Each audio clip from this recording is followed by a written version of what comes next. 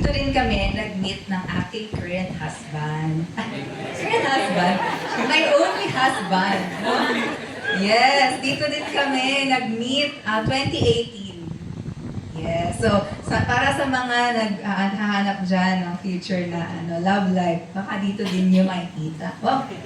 So yun, I'm very blessed, especially dito yung family ko, yung pinsan ko, si Tom, and our cute dog, bigla siyang nandito, no?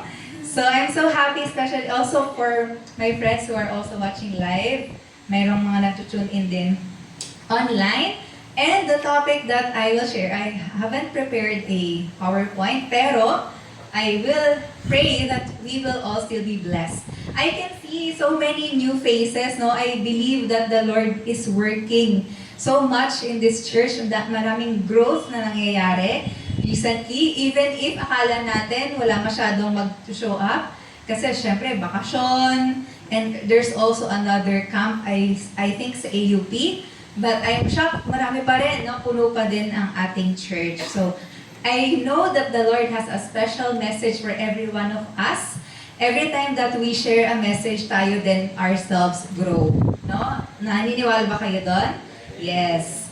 So, I believe ako din mag-grow and I will learn more sa story na to of in Luke 19. Yan. It's about the intentional love of Christ.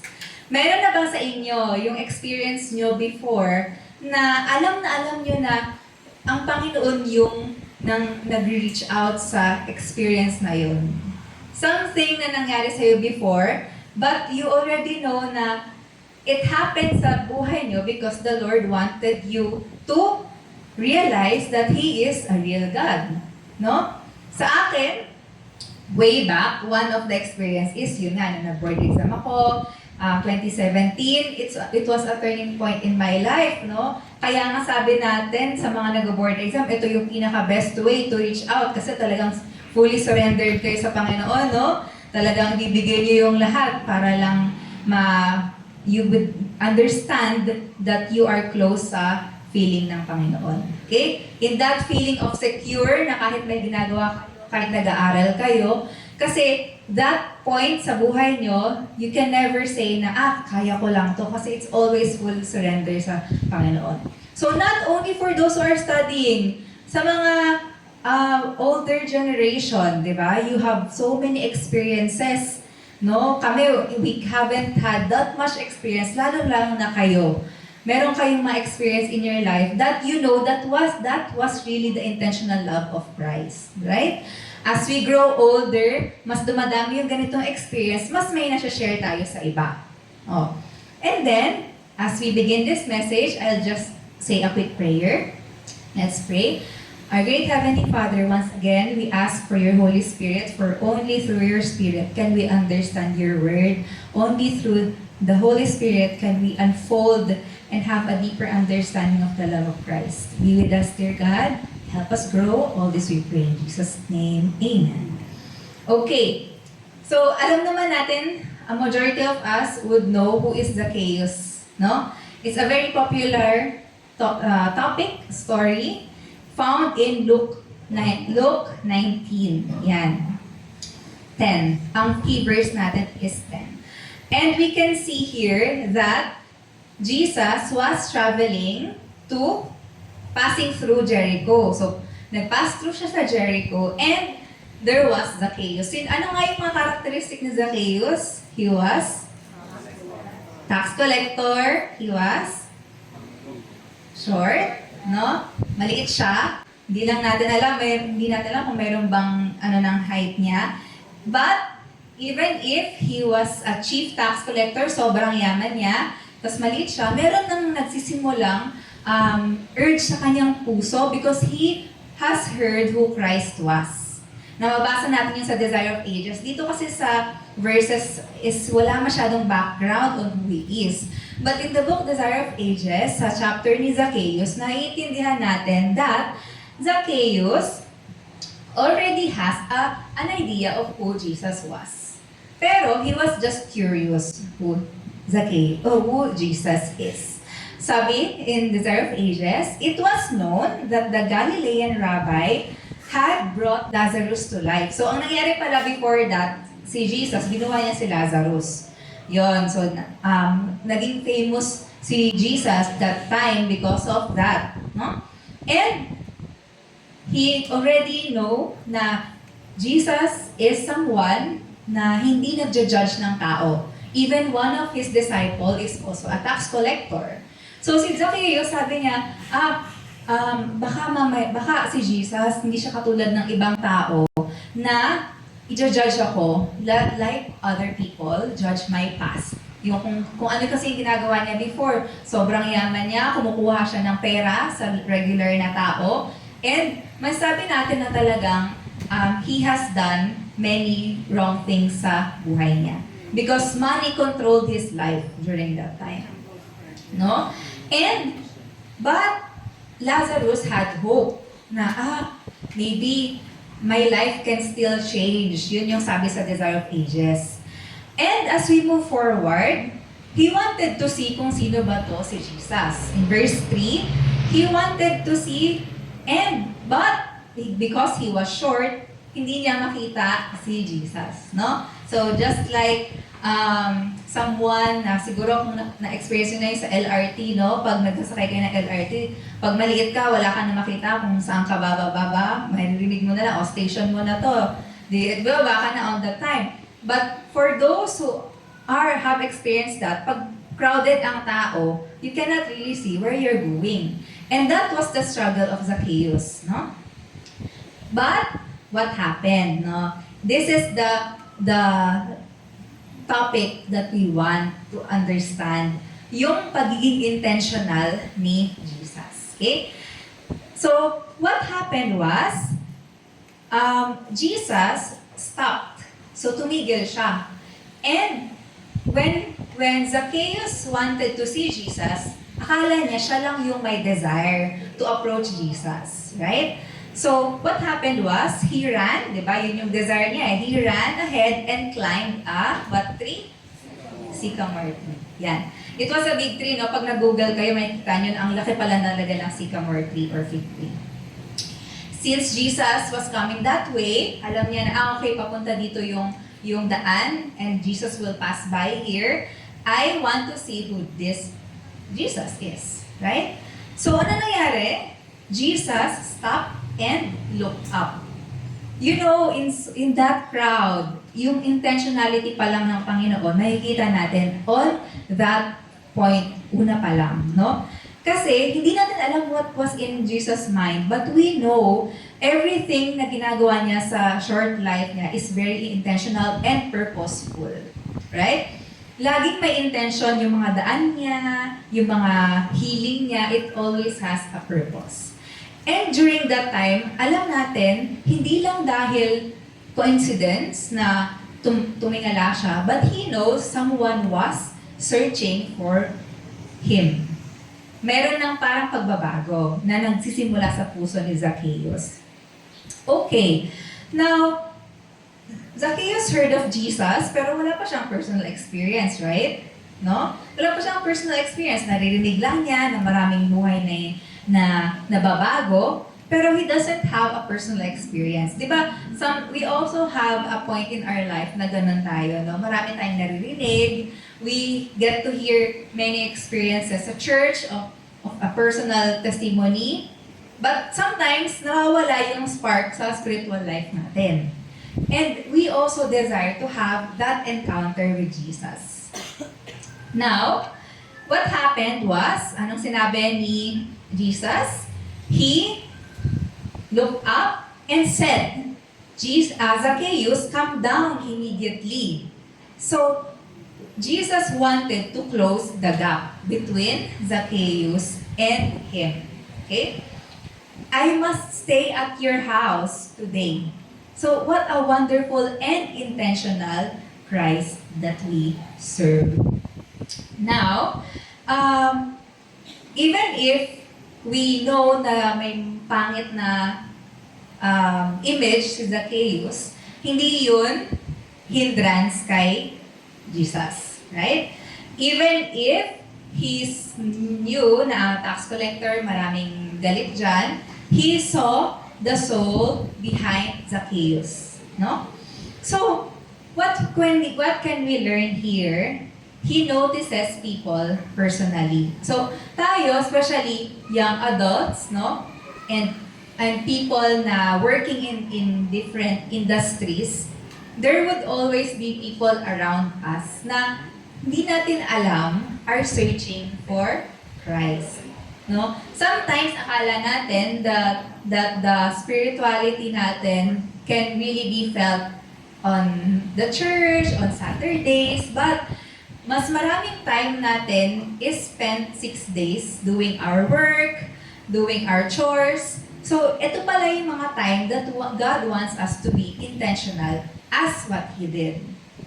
I want to share something, also a personal experience recently, na nagkaroon ako ng desire na in my work, sabi ko, sana may additional akong magawa or something I can add on to my daily work as a teacher, as a dentist. Yan. Sabi ko, ano kaya Lord ang pwede kong magawa para magkaroon ng extra gift sa aking sa people who I interact with. So, during my wedding, I was searching for a giveaway, parang ganyan, giveaway. So nakita ako, I really do not remember what happened. Was, paano ako nakapunta sa listing na yon, but nakakita ako ng small stickers.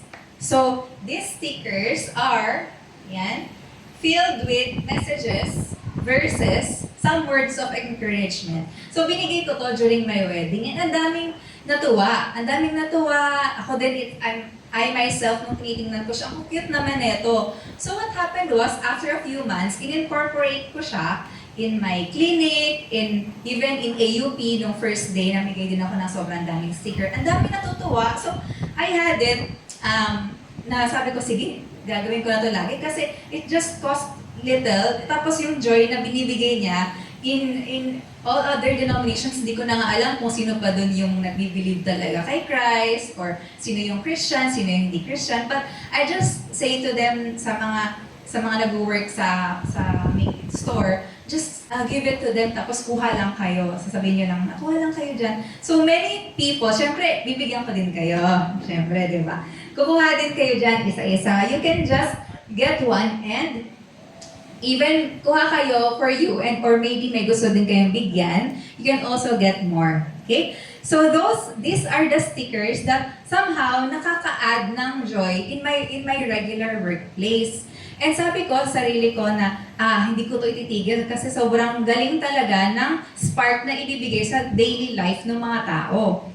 And what I realized was, yung mga simple things that we do, sometimes akala natin simple lang siya, pero other people appreciate it most, no?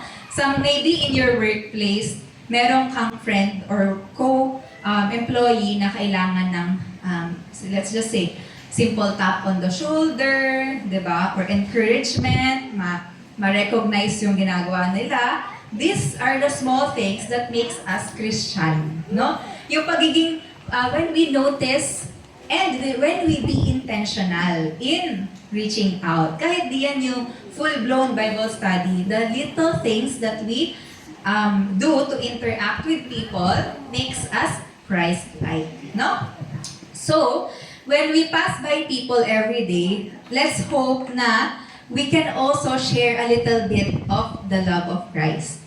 And we must be intentional kasi alam niyo, na-realize ko lang, syempre, as a normal na young adult, marami talagang distraction to relax lang, to watch many movies, like series.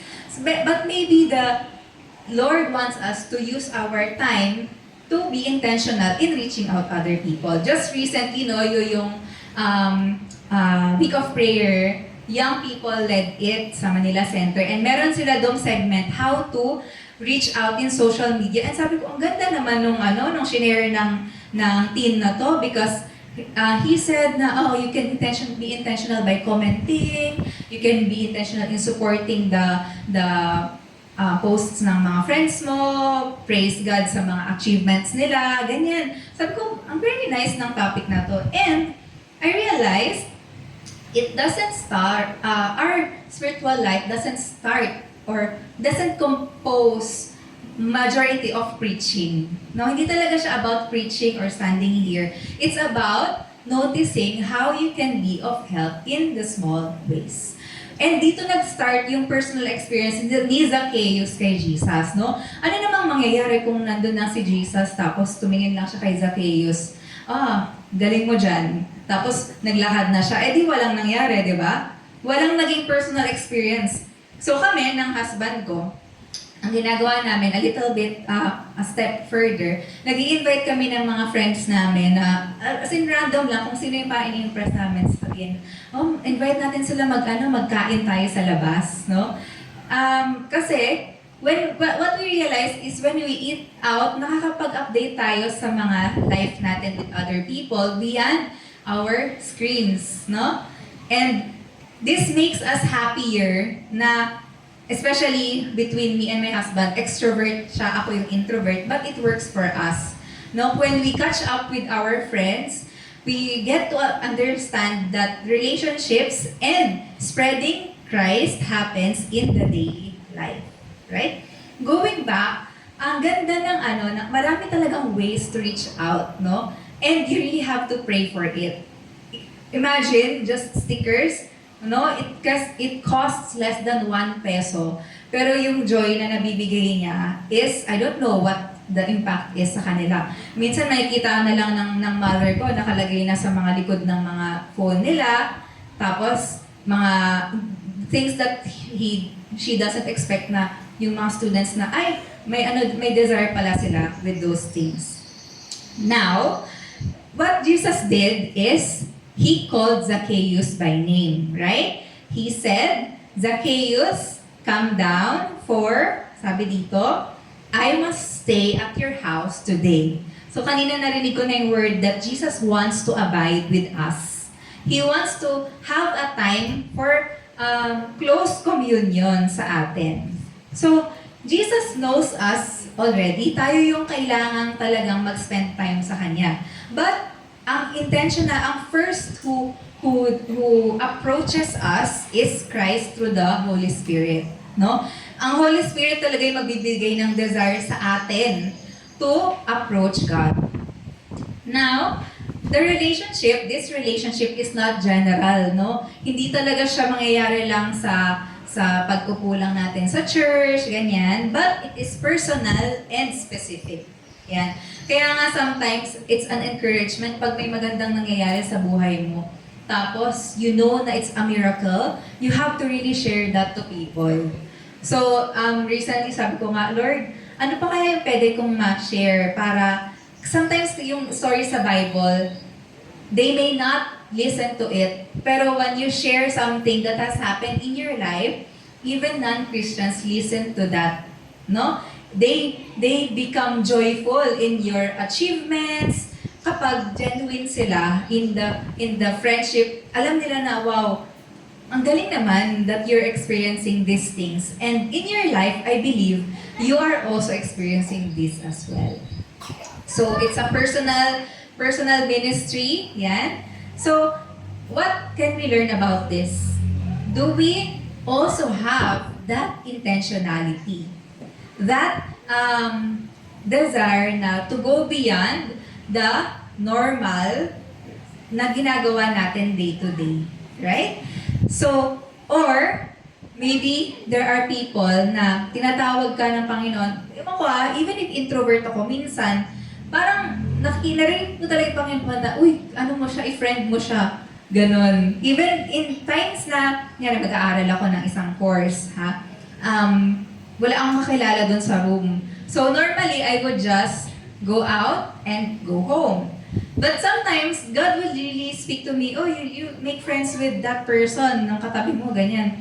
So ako naman, sige, hi, hello. So gumagawa kami ng husband ko ng ways to be more approachable. For example, I think I have shared this before. I'm not a sporty person, pero nag-i-invite ako mag-badminton, no? Kahit ano lang ako dyan, upo-upo lang tayo dyan, tawa-tawa lang. Tapos so sila yung gumagaling, ako, lang ako, tawa-tawa lang tayo dyan, kahit hindi ko nahampas yung ating ano tawag dito?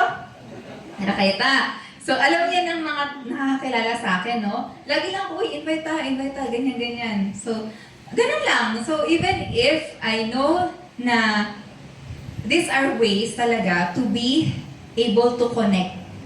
Para, when I see people, I would say to them, "Uy, what sports do you play?" No? Akala mo sporty, pero hindi naman. But these are ways just to be more intentional, right? Small steps, meet people where they are. Right? In your workplace, in your review, yan. Before kasi, I'm just thinking na, baka yung the best way to reach out is yung kapag-pray ko sila, ganyan. Of course, right? Of course. Pero, mas na-appreciate kasi nila pag yung present ka sa life, in their life. So, we cannot do it for everyone, no? We cannot do it for everyone. But you can do it for the closest friends that you have right now, no? And those people are given in your life by God for you to be a blessing. Okay, in Desire of Ages, it said here, the multitudes give way, and Zacchaeus, walking as in a dream, leads the way toward his own home. Of course, he was so happy to know na, grabe, Jesus will come to my home and share a meal with me. With someone like me, a sinner. So, let us understand na, and hope that we will also be like Christ and create these experiences for other people. And sometimes we grow in the process as well. Natatransform tayo. We understand here that even if there's personality differences, sometimes there are people na you are being energized by socialization. Some people get drained at long socializations, no? Like me, short lang talaga, parang after a while, papagod na rin akong magsalita. But make sure that you step out of your comfort zone. Something, just to another story, no? Me and my husband, ako yung introvert, siya yung extrovert. One experience was, one time parang nananaginip siya, no? Parang nakasmell siya, ganyan. So, pag-isip niya, ano yung napanaginipan mo? So, sabi niya, I remember na may amicus event, tapos nag-socialize daw siya, ganyan. Kamay-kamay daw siya. So, sabi ko, grabe talaga, no? Iba-iba talaga yung personality natin as individual. Ako yung parang ayoko ng mga socialization. Siya, napapanaginipan niya pa yun, and natutuwa pa siya sa mga ganong experiences.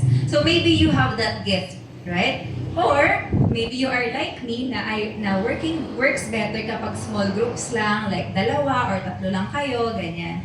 But I believe that the Lord will work in that desire for you to reach out. Laging ganun eh. Laging kung ano yung meron ka, yun yung gagamitin ng Panginoon. Hindi niya desire to use you in some places na alam mo namang hindi mo kakayanin yung part na yun kasi He wants what you can give to Him, no? Parang 2 pence lang yan, but the Lord can use that to be a blessing. Yan. So, Jesus didn't keep distance. Nasa na ba yun? I hope that the stickers are going around. Jesus didn't keep distance, but He came close. Ay, nasa likod na. So, He came close to Zacchaeus. And Zacchaeus was amazed, silenced, and now, nandito na yung turning point sa buhay ni Zacchaeus. Love and loyalty to his master unsealed his lips, no? He made now public confession, and repentance. So, reality speaking, change in someone's life is not that fast, no? Kaya nga, a Christian life and relationship requires time to build up, and friendship, kailangan talaga yan ng consistent na time with other people. Ganun talaga siya. So, we are also called to do that intentional work for Christ. Yan. In the presence of the multitude, Jesus as Zacchaeus stood and said, "Behold, Lord, the half of my goods I give to the poor. If I have taken anything from any man by false accusation, I will restore fourfold." So ito na, nagbabago na si Zacchaeus paunti-unti. Sometimes, no, tayo, very peculiar tayo in our mode of pagkasalita, in our mode of dress, ganyan. And napapansin din yan ng mga tao, bakit di tayo nagmumura sometimes. They get to understand na bakit mas healthier tayo when it comes to mga choices natin in social gatherings, di ba? These things are noticeable, right? And other people, na nakikita nila to, and kapag friends mo sila, mahihiya sila sometimes, no? May mga experiences ako na gano'n na that randomly they would just say, alam mo, Alexa, dati nagmumura talaga ako, pero nahihiya na kami magmura, kaya hindi na talaga ako nagmumura nung naging friends kita. So may mga ganyan, no? Na mga small things. Ako hindi ko naman siya napapansin, no? Hinahayaan ko lang kasi I don't impose, no, yung beliefs natin. Especially sa mga pagiging vegetarian, okay lang. God's salvation and mercy goes beyond the externals na kaya natin gawin. Kasi it's in the heart. Pero when the heart is transformed, there is always external change. Right? Katulad nung nangyari kay Zacchaeus. So, we cannot change people, but through the relationships that we have, it changes their life. So I have recently, I think you also know Sister Jade Hintay, who has recently passed away, right? Isa siya sa mga closest talaga sa aming family and also sa marriage namin, isa siya sa mga counselor namin. And how I believe na talagang bakit kami naging close? Because she was so intentional in her life. Like, we will just say, Ninang Jade, Sister Jade, can we just visit your place? Ano lang, parang, ano lang kami, mga ngamusta lang kami, can you give us some counsel? Ganyan yung sinasabi namin. And you know what she will do? Even if sobrang busy niya, na 60s na din siya nung time na yun, sobrang dami niyang lulutuin. Like, meron niyang baked na cake, may nuts, may pasta, meron niyang meron niyang mga grape juice na pinrest niya, tapos yung pure grape juice, gumawa siya ng sarili niya. So, sobrang intentional, and after that, she would, before we go away from her house, ipapag-pray niya talaga kami.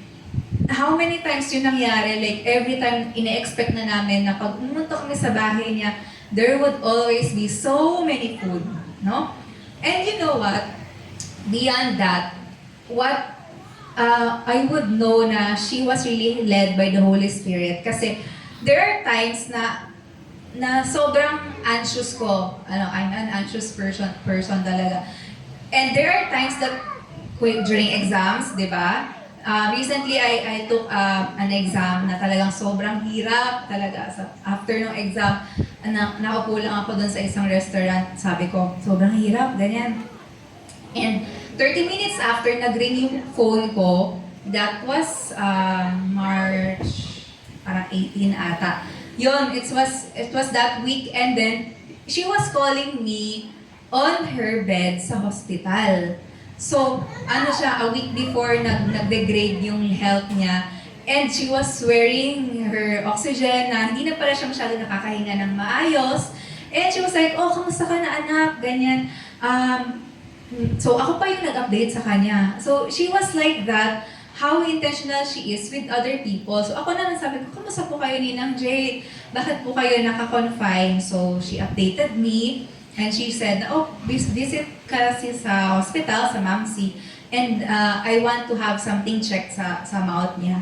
Unfortunately, of course, nag-end siya, of course, with a prayer. Always, lagi, pinag-pray niya pa din ako. Sabi niya, "Anak, kaya mo yan. Palagi kang bibe-bless ng Panginoon." And she prayed for me. And she said, "Okay, anak, I love you, bye," ganyan. Then the next 2 days, yun, ICU na siya. And I think a few days after, 7 days after, hindi na siya responsive nakatubo na siya. But we were able to visit her room with Pastor Brian and with Ninong Jem Castor. So I know na some of you know them. If in that last moment, nagkaroon ako ng chance to pray for her. No? And I believe that this story is something that I experienced to encourage me to be that kind of person to other people as well. So tayo din, I know na kayo din, you can also do that in your simple ways, no? In simple ways, like what the Lord has blessed you in right now, you can also leave the same impact to people around you, no? By showing the goodness of Christ. Let that light shine, no? Let that light shine from your life and go closer to the people around you. Establish deeper friendship, establish more time to connect with other people through either, let's just say, sports, intentional invitations, mga ganyan. Beyond the 7-day Sabbath of rest, let us go 6 days and pray, Lord, ano kaya yung pwede kong magawa for you? No? We can see all around us so many signs of wars, and we believe that it was already prophesied naman. These things will happen in the last days. And the greatest message that we can share is the character of Christ, no? Through our personal experience, we can share His love. Now, this day, salvation came to the house of Zacchaeus. The Christian in his business life is to represent to the world the manner in which our Lord would conduct business enterprise. In every transaction, sa lahat ng mga work natin, He is to make it manifest that God is His teacher. So lahat ng mga inaaral natin, everything that we study, every business transaction that we have, we must make it obvious that we serve Christ. No? Now, the heart of our message today is this. Jesus is not passive. He is intentional in pursuing us, right? Whatever phase sa buhay natin, whether you're studying, taking the board exam, working, establishing your life goals, no? Whether you're in a retiring phase na sa buhay nyo, He is always there. And He doesn't just wait, He seeks you. Kaya nga sabi, Jesus, I am come to seek and to save that which was lost. In Patriarchs and Prophets, ito na yung climax of our story. What is the most visible representation of the intentionality of Jesus? It is His sacrifice on the cross. Di ba nga, sabi nga, today is yung Holy Week, and today, they say that Jesus is dead, of course, right? But we understand that that itself is the intentionality that Jesus came to this world to give His life as a sacrifice for us. So in Patriarchs and Prophets, the Son of God presented Himself before the Father and offered to give His life as a ransom for man. He would take the sentence of death upon Himself that through Him, man may find pardon. So, hindi lang siya nagbigay ng another angel to be a sacrifice. Kung tutuusin, pwede naman di ba? Sobrang liit lang naman ang value ng tao. But He Himself gave as a sacrifice yung buhay niya, and through the merits of His blood and obedience to the law of God, they might have the favor of God and be brought back to the beautiful garden and eat the fruit of the tree of life. You know what the Lord is doing right now? Ano nga yung ginagawa ng Panginoon ngayon? As we are here preparing for His second coming. Diba? He is in heaven right now, interceding for us, also preparing something for us. Right? In heaven, there would be mansions for us, but now as we stand here on earth, let's do our part to spread His love and to be intentional like what He did in our lives. So because we know that story in Zacchaeus, when Zacchaeus climbed the tree, but we believe Jesus Himself already knows that the cross is the greatest purpose of His life. When He approached Zacchaeus, He knew that the cross is still waiting for him, but He still stopped and made an intentional choice to form a relationship with Zacchaeus. May we also be that kind of Christian today and pray how we will be like that in the next years to come until Jesus Christ comes on earth. God bless everyone.